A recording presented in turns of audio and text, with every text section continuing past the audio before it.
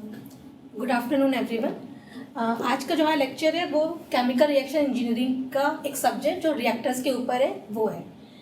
ऐसा जैसे आप लोग अगर केमिकल रिएक्शन इंजीनियरिंग पहले भी पढ़ चुके हैं तो बेसिकली केमिकल रिएक्शन इंजीनियरिंग जो है वो दो पार्ट में डिवाइडेड है। फर्स्ट पार्ट जो सारा रिलेटेड होता है रिएक्शन से, कि किस टाइप की रिएक्शन है, किस ऑर्डर की रिएक्शन है, कौन से उस रिएक्शन से क्या प्रोडक्ट फॉर्म हो रहे हैं, क्या रिएक्टेंट हैं। और सेकंड पार्ट जो होता है वो है रिएक्टर्स। अब रिएक्टर्स क्या हुए, अगर आपको कोई भी रिएक्शन करनी हो तो कोई ना कोई आपको एक इंस्ट्रूमेंट चाहिए होगा जिसमें आपकी रिएक्शन इवॉल्व होगी या जिसमें आपकी रिएक्शन कंडक्ट होगी। तो रिएक्टर्स वो इंस्ट्रूमेंट होते हैं, अगर आप साइंटिफिकली केमिकल इंजीनियरिंग की टर्म से बोलें तो रिएक्टर्स वो इंस्ट्रूमेंट हैं जिनमें केमिकल रिएक्शंस परफॉर्म की जाती हैं या जिनमें केमिकल रिएक्शन परफॉर्म होती है। जैसा मेरा प्रीवियस लेक्चर भी है जो रिएक्शंस के ऊपर था कि रिएक्शंस क्या होती हैं, कितने टाइप्स की होती हैं, किस ऑर्डर वाइज कैसे उन्हें कैटेगराइज किया जाता है, वो उसके ऊपर था। बट आज का जो हमारा लेक्चर है वो रिएक्टर्स के ऊपर है कि फॉर द केमिकल इंडस्ट्री और केमिकल इंजीनियरिंग के पर्सपेक्टिव से रिएक्टर्स कितने टाइप के होते हैं और कैसे उन पर हम रिएक्शंस परफॉर्म करते हैं। सो रिएक्टर्स बेसिकली जो आपके सिलेबस या आपके नॉलेज के लिए ज़रूरी है वो दो टाइप में बांटे गए हैं। First is a batch reactor and second is a continuous और you can say flow type reactors. ठीक है, सो नाम से जैसे आपको पता है हमेशा दो टाइप की रिएक्शंस भी होती हैं, batch reactions and continuous reactions. दोनों में जो मेजर डिफरेंस है बेसिकली वो है कि बैच रिएक्टर में कोई भी चीज़ होती है वो स्टैग्नेंट होती है। आप एक बार अपना रिएक्टेंट्स रिएक्टर में डालोगे, वो से कुछ टाइम दोगे कि वो रिएक्शन के लिए कुछ टाइम दोगे। जब सारे रिएक्टर्स आपस में कंबाइन हो जाएंगे और रिएक्शन परफॉर्म करेंगे तब आपका प्रोडक्ट फॉर्म होगा और देन आप अपने प्रोडक्ट को प्राप्त ले सकते हो। बट कंटिन्यूअस रिएक्टर्स वो रिएक्टर्स होते हैं जिनमें कंटिन्यूअसली आप अपना प्रोडक्ट अपना इनपुट फीड करते जाओगे और आपका प्रोडक्ट फॉर्म होता जाएगा। तो मैं अभी आपको इट्स ब्रीफली बता रही हूँ बट अभी मैं आपको एक्सप्लेन करूंगी कि बैच रिएक्टर्स और कंटिन्यूअस रिएक्टर्स में रिएक्शंस होती कैसे हैं। पर मेजर जो बेसिक डिफरेंस है वो यही है कि बैच रिएक्टर में आप एक बार अपना इनपुट फीड कर दोगे एंड जब आपकी रिएक्शंस पूरी परफॉर्म हो जाएगी, जब सारा रिएक्टेंट प्रोडक्ट में कन्वर्ट हो जाएगा तब आप अपने प्रोडक्ट या डिस्चार्ज को वापस ले सकते हो। बट कंटिन्यूअस रिएक्टर्स में ऐसा नहीं होता है, वो आप अपना प्रोडक्ट इनपुट या जो फीड है रिएक्टेंट है फीड करते जाओगे और एट द सेम टाइम आप अपना प्रोडक्ट भी प्राप्त कर सकते हो। तो सबसे पहले हम बैच रिएक्टर्स के बारे में करेंगे कि बैच रिएक्टर्स क्या होते हैं।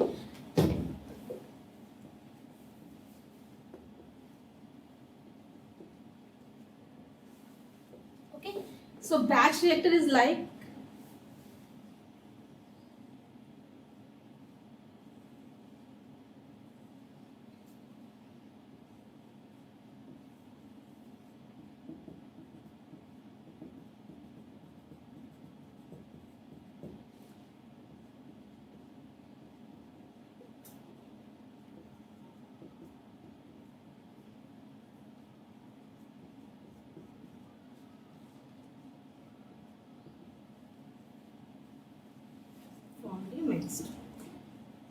सेम ये बैच रिएक्टर है जिसमें आप अपना इनपुट या अपना रिएक्टेंट मिक्सचर जो है वो आप कंटेनर या रिएक्टर में फीड करते हो, उसको कुछ टाइम देते हो कि वो रिएक्शंस आपस में सारे इसके जो मॉलिक्यूल्स हैं रिएक्टेंट के वो आपस में रिएक्ट करें और केमिकल रिएक्शंस को इवॉल्व करें। एंड जब केमिकल रिएक्शंस पूरी इवॉल्व हो जाएगी, जब अपना प्रोडक्ट फॉर्म हो जाएगा तब आप उसके बाद अपना सारा प्रोडक्ट एट द एंड आप ले सकते हो इस कंटेनर से। तो ये एक बैच रिएक्टर है जिसमें सारा ये इम्पेलर जो होता है just to for the mixing so that सारे जो मटेरियल है उनकी यूनिफॉर्मली मिक्सिंग हो सके। और आफ्टर यूनिफॉर्मली मिक्सिंग के बाद रिएक्शंस आपकी तभी होंगी जब आपका पूरे मटेरियल जो है वो यूनिफॉर्मली मिक्सड हो, हर एक मॉलिक्यूल जो है वो दूसरे मॉलिक्यूल के संग रिएक्ट करे और पूरी केमिकल रिएक्शंस को ऑब्टेन करें। एंड आफ्टर दैट आप अपना आउटपुट जो है वो उस पूरे टाइम के बाद ले सकते हो। तो ये तो बात हो गई आपकी बैच रिएक्टर की। दूसरा आपका जो मैंने बताया कि flow reactors.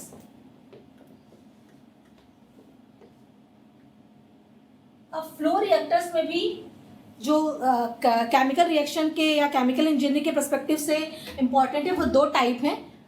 First is PFR या जिसे हम कहते हैं plug flow reactor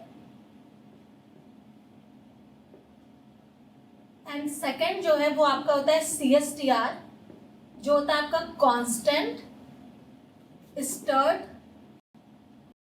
tank reactor. ये दो टाइप के फ्लो रिएक्टर्स हैं, दोनों फ्लो रिएक्टर्स हैं। फ्लो रिएक्टर मीन्स यही कि जैसे ही आप अपना इनपुट फीड करते जाओगे, आपके मॉलिक्यूल्स जो रिएक्टेंट के वो आपस में कंबाइन होंगे, आपस में रिएक्शन करेंगे और एट द सेम टाइम अपना आउटपुट भी ऑब्टेन कर सकते हो। बट ये जो दो कैटेगरी है फ्लो रिएक्टर्स की भी, उसमें भी डिफरेंट क्या है। तो पहले जैसे मैं आपको PFR बताती हूँ। PFR is plug flow reactor. जैसा नाम से है कि plug flow reactor. Plug flow का मतलब होता है बेसिकली आपका लेटरल मिक्सिंग या लेटरल फ्लो। सो मैं आपको बता रही हूँ,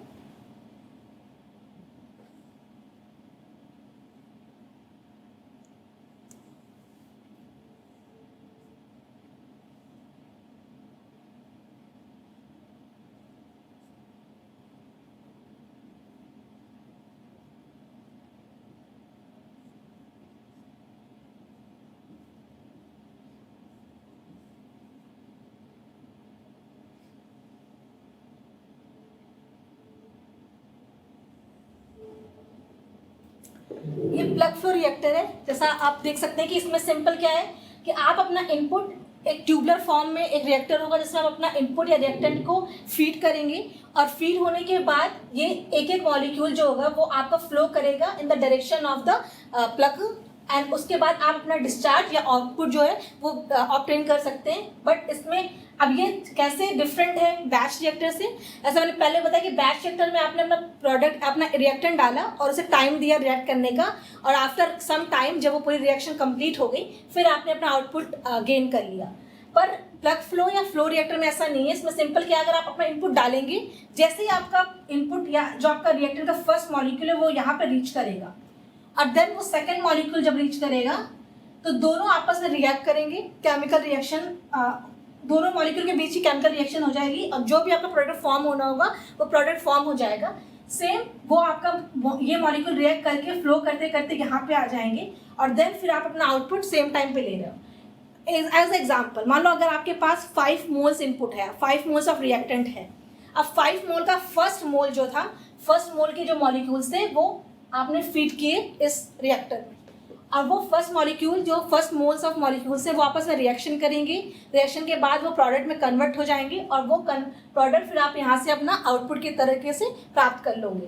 बट अब आपके पास 1 मोल तो आपने दे दिया और 1 मोल आपका रिएक्ट होके आपने प्रोडक्ट ले लिया, पर जो बाकी के 4 मोल हैं जिस टाइम पे आपका 1 मोल यहाँ पहुँचा और रिएक्ट करते करते यहाँ पे फ्लो किया, उसी टाइम सेकेंड मोल फिर आप इसमें फीड कर दोगे।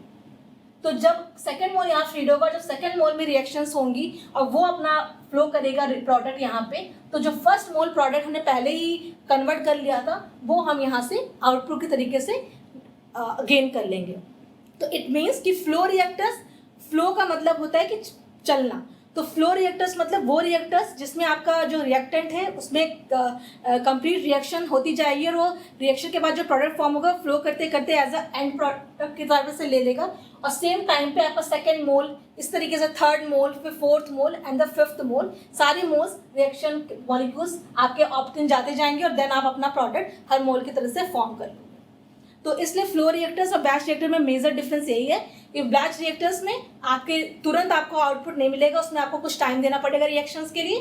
बट फ्लो रिएक्टर्स में आपका जो प्रोडक्ट है वो सेम टाइम पे ही कन्वर्ट होता जाएगा जैसे जैसे रिएक्टेंट आप फीड करते जाएंगे। तो ये होगा आपका PFR, ठीक है। अब प्लग फ्लोज का नाम इसलिए है क्योंकि इसमें कोई भी मॉलिक्यूल्स जो होते हैं वो सारे अपना उनकी लेटरल मिक्सिंग होती है। लेटरल मिक्सिंग का मतलब दिस, मतलब आपका जो मॉलिक्यूल्स, जो आपका रिएक्टर रोटेट कर रहा होगा वो एक एक्सिस, जैसे ये अगर एक्सिस है, ये आपका रिएक्टर है तो वो इस एक्सिस के तहत आपका रोटेट होगा। उसमें कोई इम्पेलर या कोई भी ऐसी मिक्सिंग इंस्ट्रूमेंट नहीं लगाया जाएगा जो उसे मिक्स करे, वो आपस में ही रोटेट करते जाएंगे उसके ट्यूब्स जो होंगे और उस तरीके से उसमें लेटरल मिक्सिंग होती जाएगी। सो लेटरल मिक्सिंग की वजह से क्या होता है कि इसके कोई भी मॉलिक्यूल, मतलब अगर 2 एडजेसेंट मॉलिक्यूल्स हैं, अगल बगल हैं, तो पहला मॉलिक्यूल अपने दूसरे मॉलिक्यूल से कभी नहीं मिल सकता, बिकॉज वो आपका फर्स्ट मॉलिक्यूल फ्लो होता जाएगा होता जाएगा होता जाएगा और यहाँ पे आ जाएगा, then same second molecule flow करता जाएगा और हो जाएगा, then third, then fifth and more on. तो इसलिए इलेक्ट्रॉन मिक्सिंग की वजह से क्या होता है कि इनमें आपस में मॉलिक्यूल्स कभी मिलते नहीं, तो जो रेजिडेंस टाइम होता है, अब एक टर्म है रेजिडेंस टाइम। रेजिडेंस टाइम होता क्या है बेसिकली, वो मैं आपको बता देती हूँ।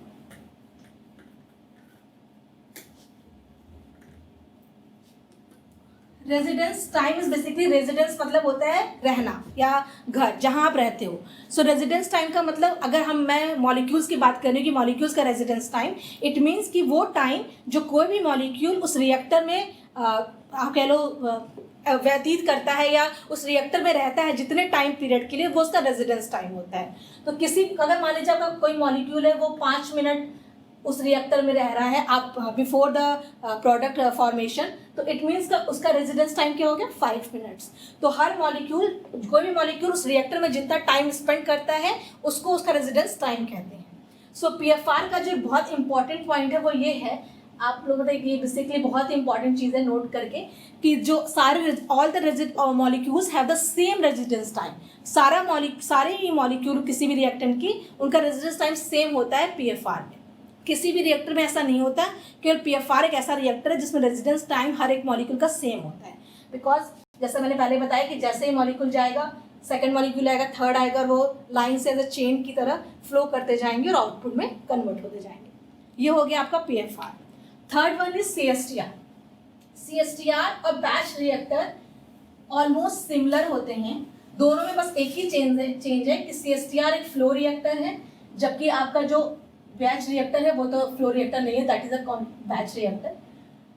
इसमें भी आप सेम है कि आपने अपना फीड या कह लो इनपुट और इनपुट डालोगे, इसमें भी एक इम्पेलर लगा होता है for the uniform mixing of the molecules, और यहाँ से आप अपना आउटपुट ले लेते हो।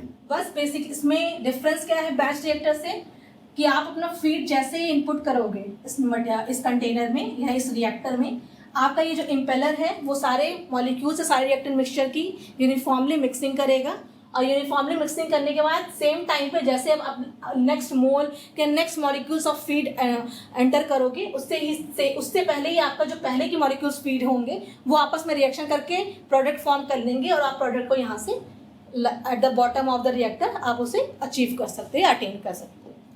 तो सीएसटीआर इज सिंपली, अगर आपको ये क्वेश्चन बहुत इंपॉर्टेंट है, ये क्वेश्चन हमेशा पूछा जाता है कि केमिकल रिएक्शन इंजीनियरिंग में कितने टाइप के रिएक्टर्स होते हैं, तो बेसिकली 2 टाइप के reactors, batch reactor and flow reactors. Then flow reactors भी 2 कैटेगरी में डिवाइड किया गया है, one is plug flow reactor और second is continuous stirred tank reactor. तो ये आप लोग अच्छे से डायग्राम, एंड देन उसके बाद आपके जो मैंने आप लोग को अभी एक्सप्लेन किया, जो डिस्क्रिप्शन दिया कि बैच रिएक्टर में, मैं फिर से एक बार समराइज कर देती हूँ। Batch reactor is a reactor in which all the contents leave for certain time to react and do the chemical reaction, and after the chemical reaction you get the product. So at the same time you can't get the product, but after the reaction you can get the product. But whatever in the flow reactors are those reactors in which you can get the output at the same time at which you are entering your feed or reactant into the container. So ये जो important जो 3 part हैं, 3 types हैं आपके reactors के, वो हो गए, ठीक है। ये हो गया आपका थियरी पार्ट। बट जो मेन एक पार्ट होता है, जैसे अभी आप लोगों ने पहले शुरू में रिएक्शंस पढ़ी थी, तो उसमें यह था कि हर एक रिएक्शन के लिए आप रेट ऑफ रिएक्शन फाइंड करते हो। अगर आपके पास ऑर्डर 1 की रिएक्शन है या ऑर्डर 2 की रिएक्शन है, तो आप उसके लिए एक रेट इक्वेशन डिराइव करते हो, जैसे -RA is equal to KT या -RA is equal to KCA0T।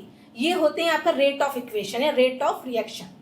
But अगर आप रिएक्टर्स की बात कर रहे हो तो आपकी बात आती है परफॉर्मेंस इक्वेशंस की।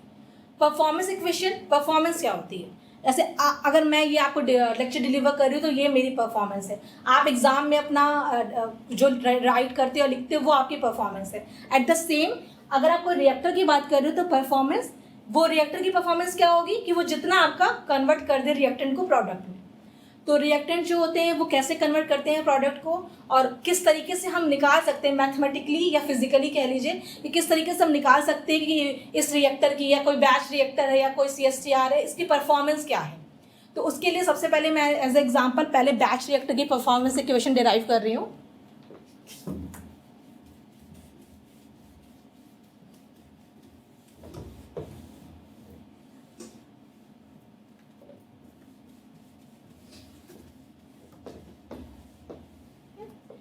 तो परफॉर्मेंस इक्वेशंस बेसिकली वही है कि कोई भी रिएक्टर जो है वो, अब इसको जज करने के क्या पैरामीटर्स होंगे, वो बेसिकली होगा कि टाइम, क्योंकि आपका रिएक्टर में आपने अपना रिएक्टेंट फीड कर दिया, अब वो प्रोडक्ट कैसे फॉर्म कर रहा है, तो जो परफॉर्मेंस होगी वो बेस किस पे होगी, टाइम पे, कि कितने टाइम पे वो रिएक्टर जो है वो आपके पूरे रिएक्टेंट को प्रोडक्ट में कन्वर्ट कर दे रहा है, depending upon the rate of reaction.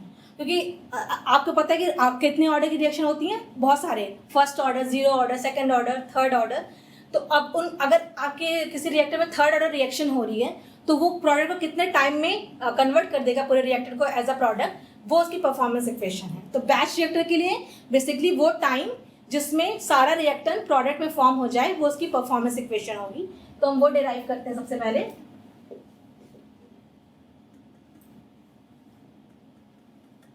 Batch reactors performance equation.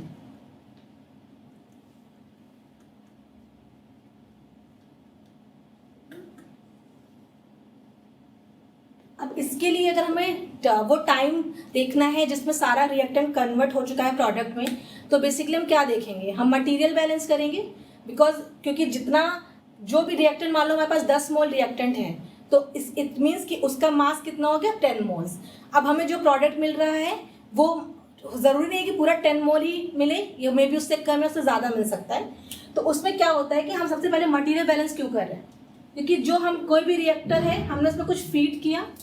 अब जब फीड किया तो उस रिएक्टर, मान लो ये रिएक्टर है, ठीक है, और हमने इसमें कुछ रिएक्टेंट जो है वो फीड कर दिया।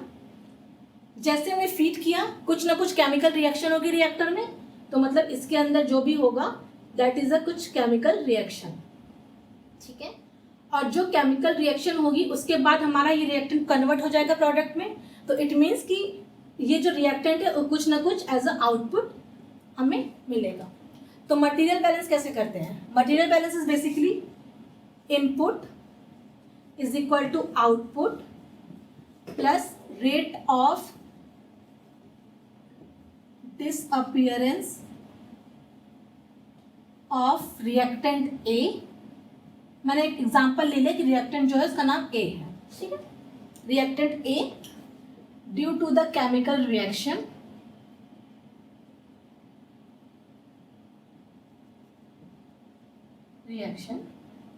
Plus rate of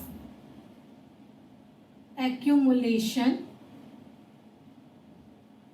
of reactant A within the reactor।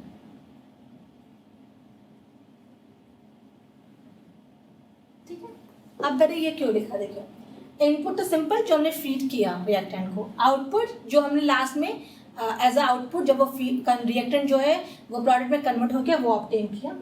Rate of disappearance ये क्यों है, बेसिकली ये जो हमारा रिएक्टेंट है वही हमारा प्रोडक्ट में कन्वर्ट हो रहा है, तो इट मीन्स कि कहीं ना कहीं जो रिएक्टेंट है वो खत्म हो रहा है। तो डिसअपियर का मतलब ये हो गया कि वो जो रिएक्टेंट खत्म हो रहा है प्रोडक्ट को फॉर्म करने के लिए, तो वो डिसअपियरेंस ऑफ ए हो गई। रेट क्यों, क्योंकि हर चीज टाइम के रिस्पेक्टिव में चल रही है, रिस्पेक्ट में चल रही है, तो टाइम के रिस्पेक्ट में क्या हो जाएगा कि जिस रेट से, मतलब यूनिट टाइम में मान लो अगर 5 मोल्स रिएक्टेंट कन्वर्ट हो जा रहा है तुम्हारा प्रोडक्ट में, तो इट मीन्स कि उसका रेट ऑफ डिसअपियरेंस क्या हो गया, 5 मोल पर मिनट, ठीक है। तो ये डिसअपियरेंस हो गया। Third is rate of accumulation, क्या है, अब जब तुम्हारा ए जो है वो कन्वर्ट हो रहा है प्रोडक्ट में, तो ए तो डिसअपियर हो रहा है but at the same time product भी फॉर्म हो रहा है, तो वो उसका एक्यूमुलेशन रेट हो जाता है, ठीक है। अब इनपुट और आउटपुट तो आपस में सेम होते हैं, तो ये तो नेग्लेक्ट हो गए। देन हमारे पास क्या बचा कि rate of disappearance of reactant A due to the chemical reaction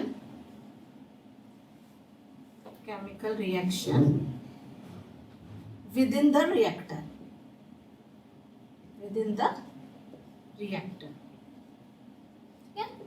and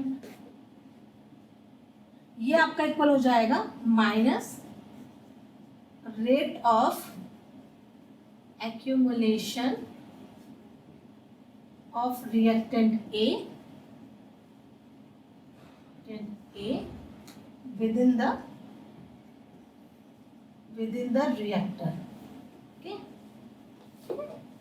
ये माइनस साइन इज बेसिकली क्योंकि हम जब बैलेंस कर रहे हैं इक्वेशन को तो इसलिए आ गया। चाहे तो आप ऐसे ब्रैकेट में लिखो।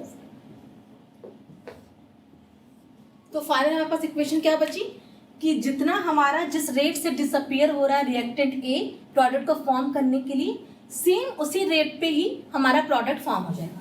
ये बहुत सिंपल है, जैसे कि आप सिंपल सी बात है, अगर आपका 5 मोल्स डिसअपियर हो रहा है प्रोडक्ट को फॉर्म करने के लिए तो एट द सेम टाइम उतना ही तो हमें प्रोडक्ट फॉर्म हो जाएगा। तो ये हो गया आपकी मेन इक्वेशन। अब इसको मैथमेटिकली कैसे लिखते हैं ये भी बता देते हैं।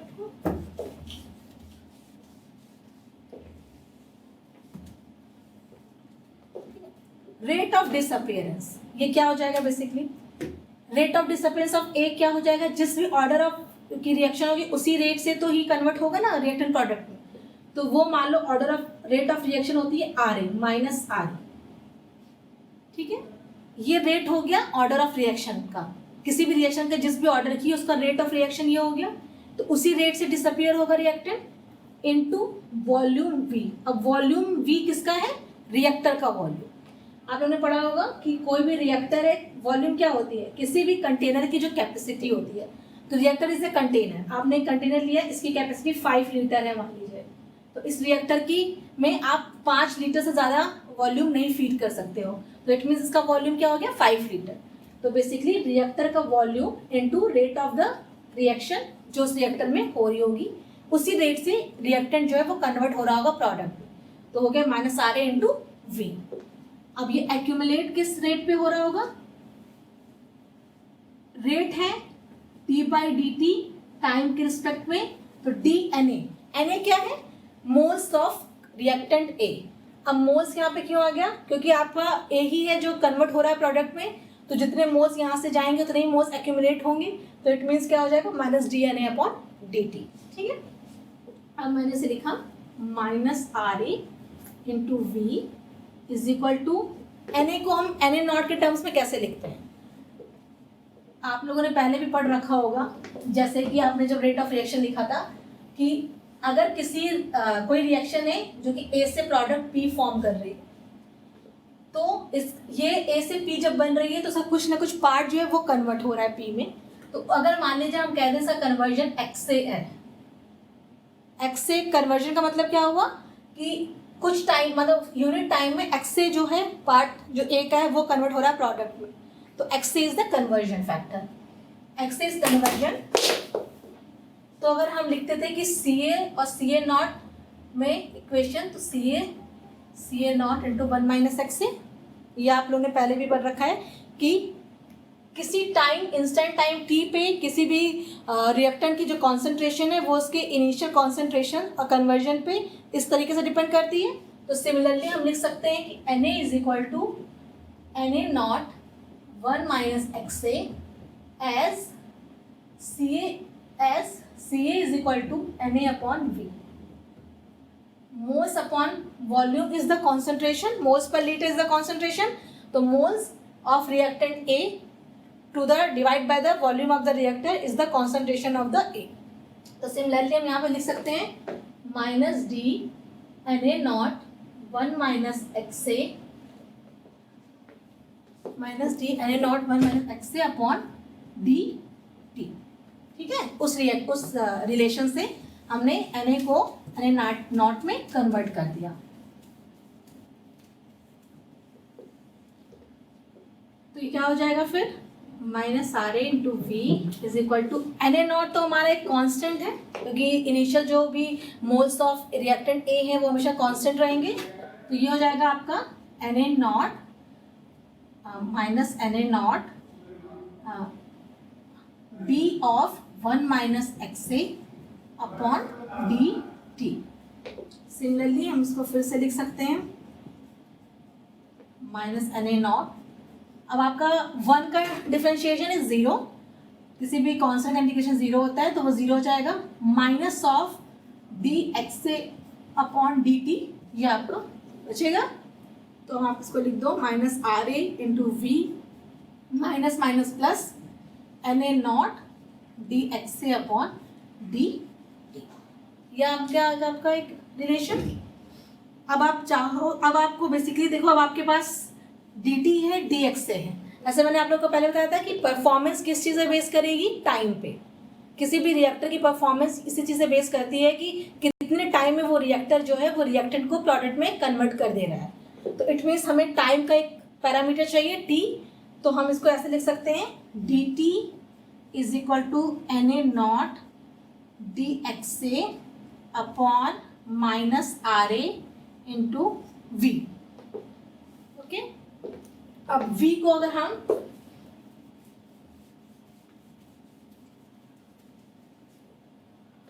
हम इस V को Na नॉट के साथ लिखते हैं, Na नॉट अपॉन V को हम लिख सकते हैं Ca not dxa upon minus RA। अभी मैंने पहले बताया था कैसे होता है, Ca naught is equal to Na naught upon V। तो ये हो गया आपका माइनस RA। अब आप इसे इंटीग्रेट कर दो, लिमिट 0 से t और 0 से x। लिमिट 0 से t, dt का इंटीग्रेशन इज t 0 से t, this is equal to Ca naught तो हमारा हमेशा कांस्टेंट रहेगा, 0 से xa dxa upon minus RA। Then यहाँ पे अब लिमिट आओगे t minus 0 is equal to t is equal to Ca naught 0 से xa dxa upon minus RA। So ये आपकी परफॉर्मेंस इक्वेशन हो गई एक बैच रिएक्टर की। हमें क्या रहता था कि हमें टी चाहिए, हमें वो टाइम चाहिए जिसमें रिएक्टेंट कन्वर्ट हो रहा है प्रोडक्ट में उस रिएक्टर के द्वारा। तो हमारे पास क्या आ गया, T is equal to Ca naught 0 से x से limit dxa upon minus RA। यहाँ पे Ca नॉट क्या है, initial concentration of reactant A, वो आपको पहले से पता होगी कि इतने मोल्स आपने फीड किए, और minus RA is the rate of reaction. अब आपको अगर ये नहीं पता है कि किस ऑर्डर की रिएक्शन हो रही है किसी भी रिएक्टर में, तो इसलिए हम माइनस RA को जनरलाइज नहीं कर सकते। माइनस RA, अगर आपके पास कोई क्वेश्चन आता है कि देयर इज अ 5 मोल्स पर litre of reactant A feeded into a batch reactor and in which the first order reaction is performed. So you can calculate the T or calculate the performance rate of the reactor. तो उसमें क्या हो जाएगा कि minus RA आपको क्या हो रहा है, रेट ऑफ रिएक्शन। तो जिस भी ऑर्डर की रिएक्शन होगी, आप लोगों ने पहले भी सारे डिराइव कर रखे होंगे सारे ऑर्डर ऑफ रिएक्शन के लिए RA, तो वो RA आप पुट कर सकते हैं। ठीक है, जैसे मान लो मैं एक एग्जाम्पल ही ले लेती हूँ कि आपके में कोई रिएक्टर में आपको एक क्वेश्चन है जिसमें फर्स्ट ऑर्डर रिएक्शन हो रही है। सो फर्स्ट ऑर्डर रिएक्शन के लिए रेट ऑफ रिएक्शन क्या होता है, minus RA is equal to K into T. K is the reaction constant या रेट कॉन्स्टेंट। तो अगर मैं यहाँ पे K इंटू टी लिख दूंगी और यहाँ पे आपका T is equal to K into CA, okay, K into CA, तो K इंटू CA लिख दोगे। CA को आप XA में कन्वर्ट कर सकते हो, CA is equal to CA naught 1 minus XA, तो पुट करके आप लिमिट करके आप फाइनल T की निकाल सकते हो। तो किसी भी बैच रिएक्टर के लिए जो जनरल परफॉर्मेंस इक्वेशन होती है वो आपकी ये होती है कि T is equal to CA naught 0 से XC dXA upon minus of RA और रेट ऑफ रिएक्शन।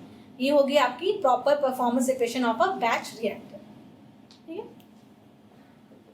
सिमिलरली ये हो गया आपका बैच रिएक्टर के लिए। तो आपने क्या क्या कर लिया, types of reactors, batch reactor में फ्लो रिएक्टर्स के दोनों टाइप्स PFR एंड CSTR, और performance equation of a batch reactor.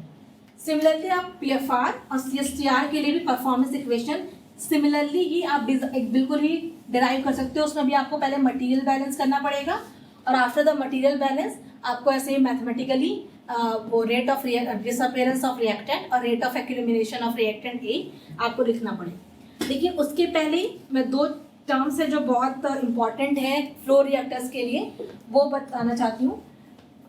देख, एक सेकंड,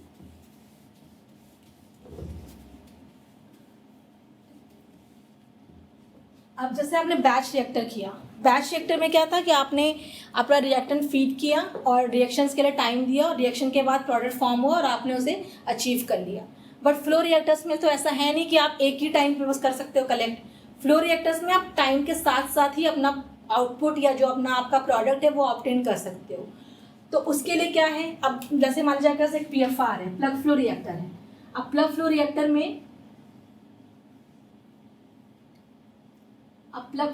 में आप फीड कर रहे हो, वो प्रोडक्ट इंस्टेंटली ही आपका फॉर्म हो रहा है, फ्लो कर रहा है और प्रोडक्ट फॉर्म जो हो रहा है वो आप ऑब्टेन कर ले रहे हो। तो इसमें तो टी होगा, बट टी तो बहुत सारे टी हो जाएंगे, बिकॉज आपका जैसे फर्स्ट मोल या फर्स्ट मॉलिक्यूल गया, उसने रिएक्ट किया और उसने प्रोडक्ट फॉर्म कर लिया, देन सेकंड मॉलिक्यूल गया, उसने रिएक्ट किया, उसने बना लिया। ऐसे ही आपके सारे एट द एंड तक लास्ट जो आपका मॉलिक्यूल होगा, जब तक वो नहीं पहुंचेगा तो फाइनली आप जैसे जैसे फीड करते जाओगे वैसे वैसे आपको प्रोडक्ट मिलता जाएगा। तो अब टाइम, आप किस टाइम को मानोगे? उस टाइम को जो सबका समेशन होगा सारे टाइम का, कि जब सारा रिएक्टेंट प्रोडक्ट पे फॉर्म हो गया, या फिर वो टाइम जिसमें बस एक रिएक्टेंट जो है या एक मोल या एक मॉलिक्यूल ऑफ रिएक्टेंट जो है वो प्रोडक्ट फॉर्म कर रहा है। तो इस चीज़ को एक्सप्लेन करने के लिए दो अलग टर्म निकाले गए, space time and space velocity. Space time क्या होता है? स्पेस टाइम क्या होता है? बेसिकली वो टाइम जो आपको लगता है नंबर ऑफ बहुत सारे मॉलिक्यूल्स को या बहुत सारे रिएक्टर वॉल्यूम्स को फीड करने में या फीड करके निकालने में। तो उसकी अगर आप बेसिक डेफिनेशन लिखना चाहो या बताना चाहो तो मैं आपको बता दूं कि स्पेस टाइम है वो भी एक तरीके का टाइम ही, बट इसका सिंबल अलग होता है। इसको डिनोट हम करते हैं टाउ से, ठीक है? तो space time is tau. Space time is that time और in which number of volumes or number of you can say the time in which how number of many volumes can be treated. Okay, so it means कि वो time जिसमें आपका सारे molecules जो हो जाएंगे, आपका पहला, दूसरा, तीसरा, एट द लास्ट मॉलिक्यूल सारे मॉलिक्यूल जो हो जाएंगे वो फीड भी हो जाएंगे और कन्वर्ट भी हो जाएंगे प्रोडक्ट। तो उसको हम कहते हैं कि आपका स्पेस टाइम। तो इसमें बेसिकली ये है कि वो टाइम या you can say time required to process one reactor volume at the specified conditions। तो space time is basically वो टाइम हो जाएगा जो आपको रिक्वायर है एक वॉल्यूम को या एक रिएक्टर वॉल्यूम को फीड करने के लिए एट द स्पेसिफाइड कंडीशंस। तो स्पेस टाइम बेसिकली क्या हो गया कि time required to process one reactor volume of feed at specified condition। अब स्पेसिफाइड कंडीशंस क्या होती है वो मैं आपको बाद में एक्सप्लेन करूंगी। बेसिकली तो ये क्या हो गया कि फ्लो रिएक्टर्स के लिए जो टी है जो हमने बैच रिएक्टर के लिए निकाला था परफॉर्मेंस इक्वेशन में, वो टी थोड़ा चेंज हो जाता है क्योंकि आपको फ्लो रिएक्टर पे सेम टाइम पे ही आपको आउटपुट मिल जाता है जैसे ही आप इनपुट फीड करते हो। तो इट मीन्स कि उसके लिए बहुत सारे टाइम होंगे, उन सारे टाइम का आप कह लो क्युमुलेटिव या जो समेशन होता है उसे एक अलग टर्म दिया गया स्पेस टाइम। तो स्पेस टाइम वो टाइम है जो प्रोसेस एक रिएक्टर वॉल्यूम को प्रोसेस करने के लिए ज़रूरी होता है। इसी तरीके से एक टर्म और आता है स्पेस वेलोसिटी, जिसे हम स्मॉल एस से शो करते हैं। अब स्पेस वेलोसिटी क्या हो गई? वेलोसिटी बेसिकली क्या होगा कि आप जितने डिस्टेंस चल लेते हो पर यूनिट टाइम में बेसिकली, तो सेम वही है। अब इसको क्या है कि आपको टाइम तो वो हो गया कि जो आपको एक रिएक्टर वॉल्यूम को फीड करने के लिए चाहिए था, वेलोसिटी वो हो गई कितने नंबर ऑफ वॉल्यूम फीड कर सकते हो एट यूनिट टाइम या इन यूनिट टाइम। तो नंबर ऑफ रिएक्टर वॉल्यूम्स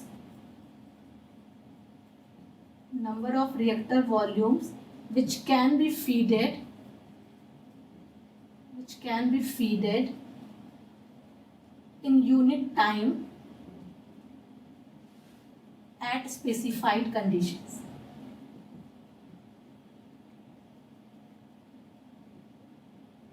ठीक है, इन दोनों में आपस में रिलेशन भी होगा। ये बेसिकली टाइम है तो इसके यूनिट जो होती है वो टाइम की ही यूनिट होगी, जो भी होगी मिनट, सेकेंड, आवर।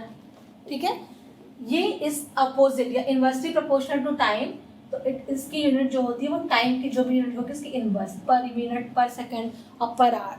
ओके, इन दोनों का relation is basically tau is equal to 1/s और s इज इक्वल टू 1/टाउ, सेम ही चीज़ है। तो अब आपको समझ में आ गया कि अगर आपको फ्लो रिएक्टर्स के लिए परफॉर्मेंस इक्वेशन निकालनी है तो आपको टी नहीं निकालना, आपको टाउ मेजर करना है। बिकॉज टाउ क्या हो जाएगा, आप क्योंकि आपके मॉलिक्यूल्स अलग अलग ही आपका प्रोडक्ट फॉर्म कर रहे हैं, तो उन सारे टाइम जो लग रहा है हर एक मॉलिक्यूल को कन्वर्ट करने में प्रोडक्ट का, उन सबका समेशन जो होता है वो स्पेस टाइम होता है। और बेसिकली इसकी जो डिफिनीशन है वो यही है कि एक रिएक्टर वॉल्यूम को फीड करने के लिए जो टाइम लगता है वो होता है स्पेस टाइम, और यूनिट टाइम में जितने रिएक्टर वॉल्यूम फीड हो जाते हैं वो हो जाती है स्पेस वेलोसिटी। अब एक टर्म इसमें जो आ रहा है स्पेसिफाइड कंडीशंस। स्पेसिफाइड कंडीशंस, क्योंकि जो रिएक्टर वॉल्यूम या जो स्पेस टाइम या स्पेस वेलोसिटी है वो डिफरेंट होगी डिफरेंट रिएक्टर्स के लिए। तो स्पेसिफाइड कंडीशन अब वो चेंज होती है पैरामीटर्स के साथ साथ। अगर आपको मान लो आपका एक रिएक्टर है, उसमें आपने पहले तो टेम्परेचर रखा कुछ 30 डिग्री सेंटीग्रेड, तो आपका जो प्रोडक्ट ऑफ फॉर्मेशन का जो टाइम था वो कुछ 50 मिनट्स था। लेकिन मान लो आप इस रिएक्शन का टेम्परेचर बढ़ा दिया, कुछ 40 कर दिया और टाइम आपका कम हो गया, तो इसलिए इट मीन्स कि टाउ जो है वो डिपेंड कर रहा है आपका टेम्परेचर पे, इस तरीके से प्रेशर पे, फ्लो रेट्स पे।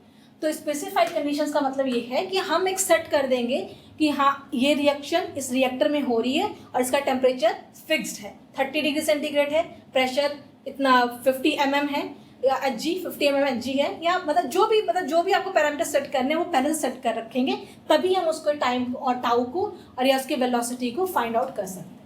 ठीक है, तो स्पेसिफाइड कंडीशंस मीन्स कि आपके जो भी रिएक्शन की कंडीशंस है वो पहले से फिक्स्ड है, टेम्परेचर, प्रेशर, फ्लो रेट सब कुछ फिक्स्ड होगा और उसी फिक्स कंडीशंस पे ही हम उस रिएक्शन को मतलब कह लो इन्वॉल्व करेंगे, उस रिएक्शंस को कन्वर्ट कराएंगे एज अ रिएक्टेंट को प्रोडक्ट। तो ये हो गया टाउ और एस। तो इस बेसिस पे हम किसी भी फ्लो रिएक्टर्स का भी परफॉर्मेंस इक्वेशन मेजर कर सकते हैं, बिल्कुल सेम जैसा हमने बैच रिएक्टर के लिए किया था बिल्कुल वैसे ही करना है, बट बस वहाँ पे टी की जगह पे हमारा क्या होगा, टाउ होगा। ठीक है, अब मैं एक और रिलेशन बता दे रही हूँ आपको टाउ और 1/s में। ये तो आपका मैथमेटिकली हो गया कि tau is equal to 1/s या रिएक्शन, पर इसका फिजिकल सिग्निफिकेंस क्या है वो मैं आपको बता दे रही हूँ।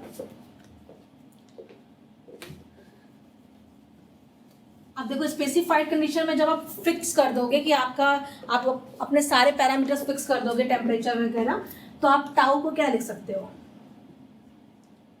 मैंने क्या लिखा है कि time required to process 1 reactor volume of feed. ठीक है, तो इट मीन्स कि जो आपका number of moles of A entering, मतलब एंटर कर रहा है जो आपका उसमें, upon volume of reactor, sorry volume of the feed,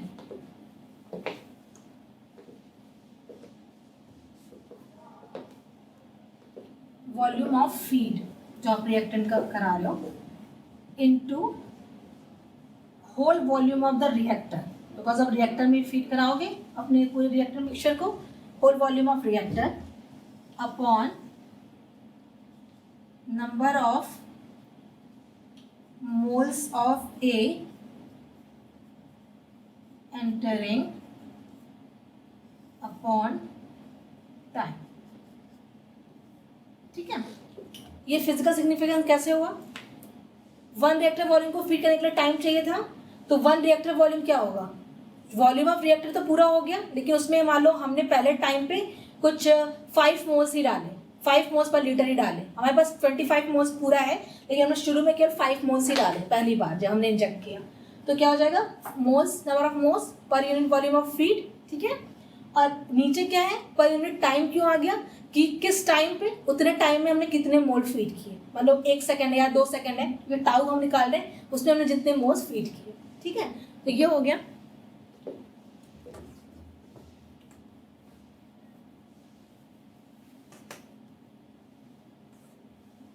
ठीक है, तो ये क्या हो जाएगा, आप इसको लिखोगे अगर तो नंबर ऑफ मोल्स क्या हो जाएगा, Na, ठीक है, या Na0 अपॉन कुछ इसका V रहेगा, इसको V डैश कर लो क्योंकि कंफ्यूजन ना हो, into total volume of reactor capital V, फिर ये नंबर ऑफ मोल्स Na0 और टाइम इज T।